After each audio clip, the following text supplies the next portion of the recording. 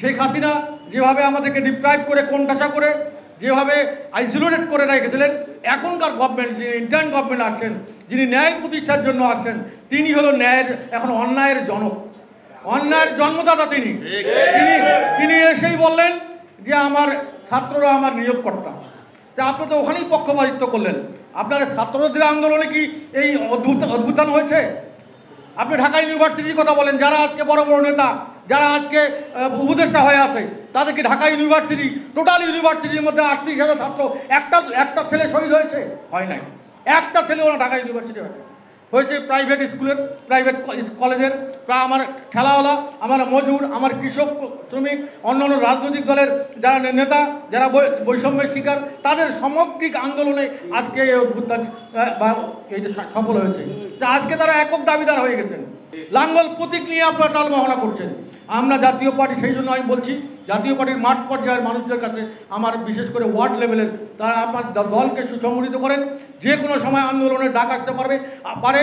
আমরা অন্যায়ের বিরুদ্ধে দরকার হলে আমরা সামনের কাতার থেকে অবশ্যই আমরা নেতৃত্ব দেব। আপনারা থাকবেন। দেশের মানুষ, সাধারণ মানুষগুলো যেন ন্যায় বিচার পায়।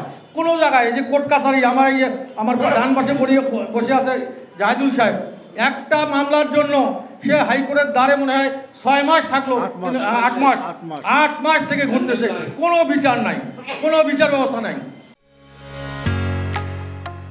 ঢালাইয়ের সেরা প্রিমিয়ার সিমেন্ট।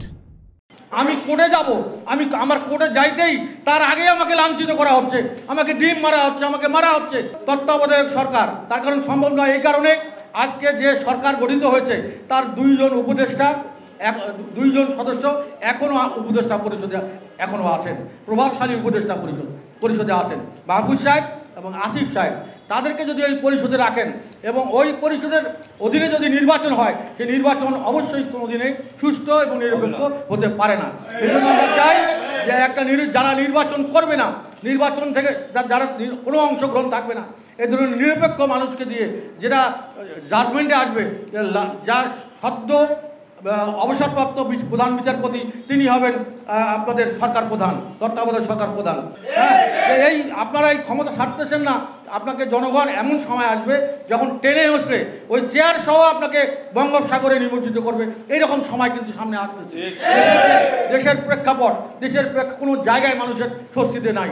না ব্যবসায়ী স্বস্তিতে আছে, না মানুষের নিরাপত্তার বিষয়টা আছে, না পুলিশ স্বাভাবিকভাবে কাজ করছে, না সচিবালয় স্বাভাবিকভাবে কাজ করছে, না হাইকোর্ট স্বাভাবিক কাজ করছে। কোনো জায়গায় শৃঙ্খলা বলতে কোনো জিনিস নাই। এর পিছনে কারা?